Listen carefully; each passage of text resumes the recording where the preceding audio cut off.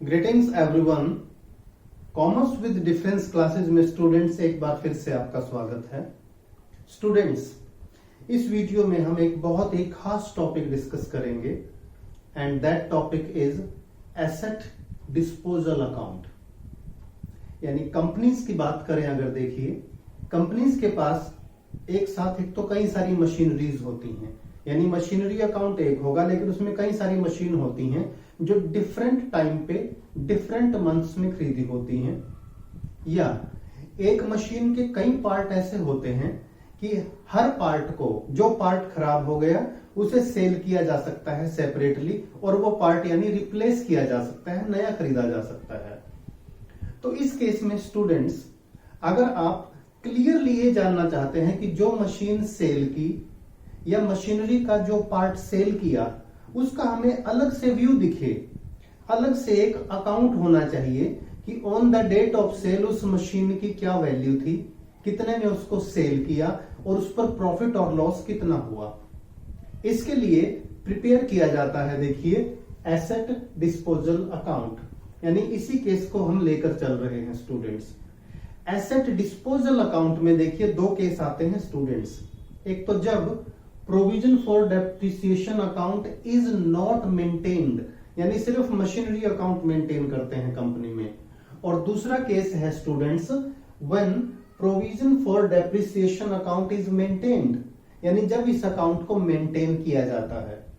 तो दोनों केसेस में हम सबसे पहले जर्नल एंट्रीज डिस्कस करेंगे स्टूडेंट्स, उसके बाद इसका एक अकाउंट भी बनाएंगे, यानी एसेट डिस्पोजल अकाउंट दोनों केसेस में हम लोग बनाने जा रहे हैं।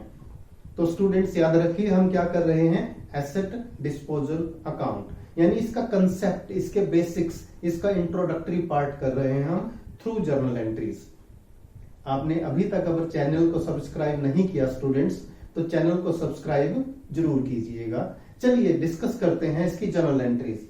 केस 1 देख लो स्टूडेंट्स, क्या है, when provision for depreciation account is not maintained, यानी जब हम सिंपली मशीनरी अकाउंट मेंटेन करते हैं तो होता क्या है स्टूडेंट्स, जब हम सिर्फ मशीनरी अकाउंट मेंटेन करें तो on the date of sale, यानी जिस दिन मशीन सेल की, हम उस दिन की बात कर रहे हैं स्टूडेंट्स, उस दिन मशीनरी अकाउंट से मशीनरी डिस्पोजल अकाउंट में मशीन की नेट वैल्यू ट्रांसफर कर दी जाएगी, बुक वैल्यू ट्रांसफर कर दी जाएगी। और बुक वैल्यू का मतलब आप जानते हैं students, original cost minus depreciation. मैं फिर से रिपीट कर दूं कि जिस दिन मशीन को सेल किया जा रहा है उस दिन मशीनरी अकाउंट से मशीनरी की जो बुक वैल्यू है उसे हम ट्रांसफर करेंगे, कहां पे, एसेट डिस्पोजल अकाउंट में। और मान लो हमारे पास मशीनरी है तो हम उसे बोलेंगे मशीनरी डिस्पोजल अकाउंट। अब समझिए स्टूडेंट्स इसकी बेसिक एंट्री कैसे शुरू होती है। जब हम किसी मशीन को परचेज करते हैं तो एंट्री होती है machinery account debit to bank, machine का डेबिट बैलेंस होता है। यानी अब जब मशीनरी की बुक वैल्यू ट्रांसफर करेंगे तो मशीनरी क्या हो जाएगा, क्रेडिट हो जाएगा, और डेबिट क्या होगा, मशीनरी डिस्पोजल अकाउंट। तो हमारी फर्स्ट केस में जनरल एंट्री क्या होगी स्टूडेंट्स, देखिए, मशीनरी, यानी हम मशीनरी डिस्पोजल अकाउंट मेंटेन करने जा रहे हैं, machinery disposal account debit to machinery account. यानी इस तरह से हमने मशीनरी अकाउंट से मशीन का वो पार्ट या वो मशीन बिल्कुल कैंसिल कर दी जिसको सेल किया गया है, और उसकी बुक वैल्यू को ट्रांसफर किया है कहां पे, मशीनरी डिस्पोजल अकाउंट में। इसके साथ साथ पोस्टिंग कर दो स्टूडेंट्स, मशीनरी डिस्पोजल में on the date of sale to machinery account, देखिए साथ साथ इसकी पोस्टिंग करेंगे, यानी यहां पर हमने बुक वैल्यू को ट्रांसफर कर दिया। अब सेकंड एंट्री देखिएगा स्टूडेंट्स क्या है, यानी फर्स्ट में हमने on the date of sale machinery की बुक वैल्यू को मशीनरी अकाउंट से मशीनरी डिस्पोजल में ट्रांसफर कर दिया। सेकंड है अब उसे हम सेल करेंगे। सेल करने से देखिए पैसा हमारे पास आ रहा है तो बैंक बैलेंस इंक्रीज होगा तो बैंक अकाउंट डेबिट हो जाएगा। हमारी जनरल एंट्री होगी entry number 2, bank account debit, bank account debit to जहां हम मशीनरी लिखते थे अब वहां वर्ड आ जाएगा स्टूडेंट्स एसेट डिस्पोजल अकाउंट, और हम बना रहे हैं मशीनरी डिस्पोजल अकाउंट। तो यहां लिखेंगे टू मशीनरी डिस्पोजल अकाउंट। देखिए, और इसकी भी पोस्टिंग कर दो, मशीनरी डिस्पोजल क्रेडिट हो गई, तो यहां लिखेंगे बाय बैंक अकाउंट, ये अमाउंट लिख दिया जितने में मशीन सेल हुई। तो दो एंट्रीज की हमने स्टूडेंट्स, दोबारा देख लो क्योंकि ये कंसेप्ट बहुत समझने वाला है। सबसे पहले हमने मशीन की बुक वैल्यू को ट्रांसफर किया मशीनरी डिस्पोजल में, फिर उस मशीन को जब सेल किया तो bank account debit to machinery disposal account. अब ये मान लो हमें सेल पर हो गया लॉस, और लॉस क्या होता है, डेबिट आप जानते हैं, यानी हमारी अगर लॉस होता है मशीन को सेल करने पर तो हमारी एंट्री होगी students loss on sale of machinery account debit to machinery disposal account, to machinery disposal account. देखिए, अब लॉस को हम क्रेडिट में लिखते हैं, इसकी पोस्टिंग भी करके देख लीजिए। नॉर्मली यहां हम लिखते हैं by loss on sale of machinery account, और यहां आप चाहें तो डायरेक्ट स्टेटमेंट ऑफ P&L भी लिख सकते हैं, क्योंकि लॉस अल्टीमेटली कहां ट्रांसफर होना है, statement of profit and loss में। तो यहां लिख देंगे by loss on sale of machinery account. Loss on sale account भी लिख सकते हैं, या यहां पर मैं लिख ही देता हूं, हम बाय स्टेटमेंट ऑफ P&L भी लिख सकते हैं students, statement of profit and loss, क्योंकि अल्टीमेटली जो लॉस है वो कहां जाएगा, statement of profit and loss में जाएगा। इस तरह से स्टूडेंट्स हमारा ये अकाउंट हो गया कंप्लीट। देखिए,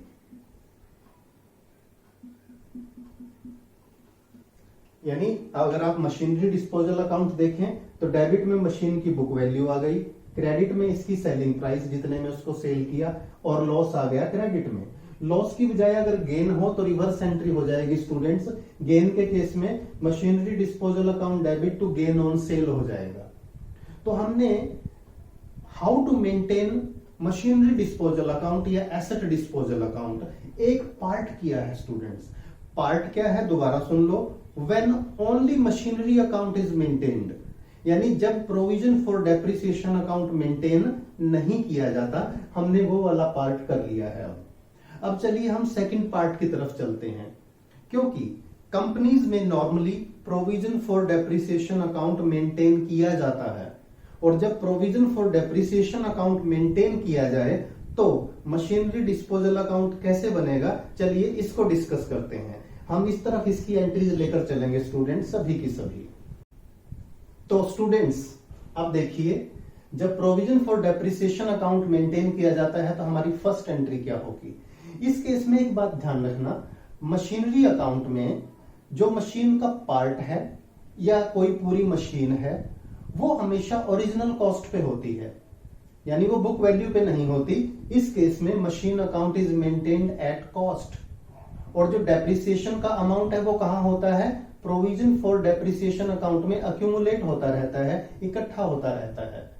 तो on the date of sale of machinery, यानी जिस दिन हम मशीनरी को सेल करेंगे स्टूडेंट्स, उस दिन क्या होगा, मशीनरी को या मशीनरी के उस पार्ट की कॉस्ट ट्रांसफर होगी, और कॉस्ट कहां ट्रांसफर होगी, मशीनरी अकाउंट से मशीनरी डिस्पोजल अकाउंट में।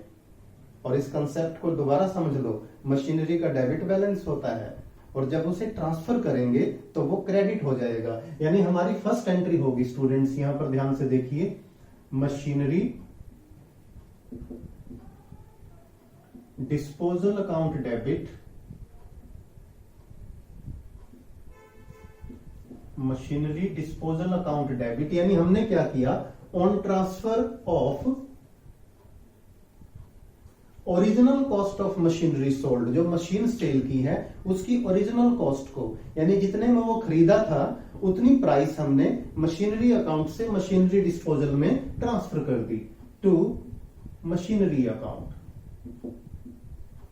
To machinery account. अब फर्स्ट वाले की पोस्टिंग भी कर दीजिए स्टूडेंट्स। पोस्टिंग होगी टू मशीनरी अकाउंट। पोस्टिंग कहां की हमने? पोस्टिंग कर रहे हैं मशीनरी डिस्पोजल अकाउंट में। यहां पर हमने मशीन की ओरिजिनल कॉस्ट को लिखा है, देखिए, क्योंकि यहां हमें कॉस्ट पता है। अब ये मशीन कई साल यूज की हमने, खरीदने से लेकर यूज करने की डेट तक, सेल करने की डेट तक, इसका जितना भी डेप्रिसिएशन है स्टूडेंट्स, वो डेप्रिसिएशन कौन से अकाउंट में है? वो डेप्रिसिएशन है प्रोविजन फॉर डेप्रिसिएशन अकाउंट में।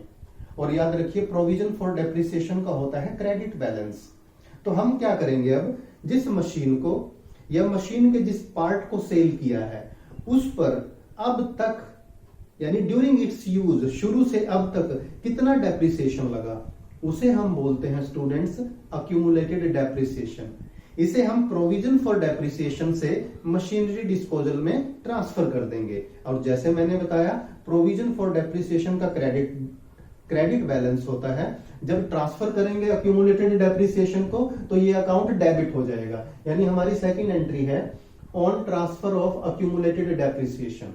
तो हमारी एंट्री हो जाएगी, देखिए students, provision for depreciation account debit,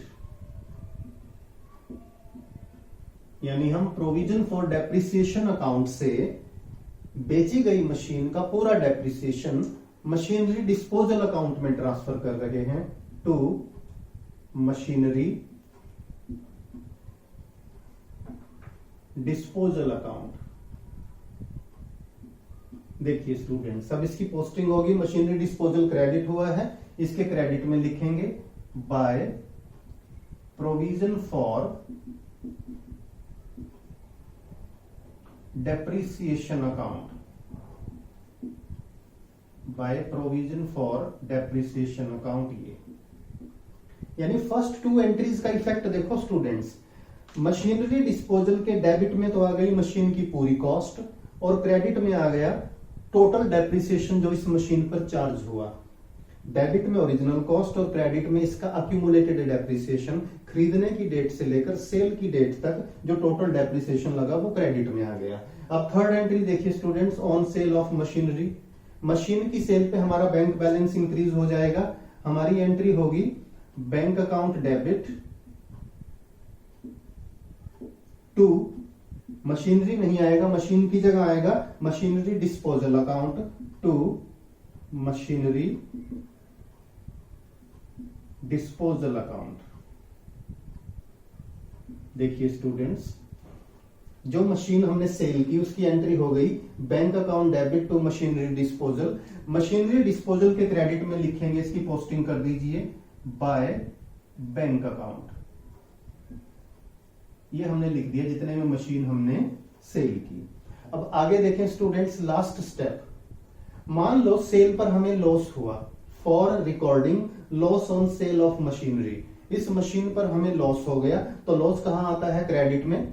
यानी हमारी जर्नल एंट्री क्या होगी? सबसे पहले तो loss on sale of machinery account debit, इसकी जगह स्टेटमेंट ऑफ P&L भी ले सकते हैं students, to machinery disposal account, to machinery disposal account.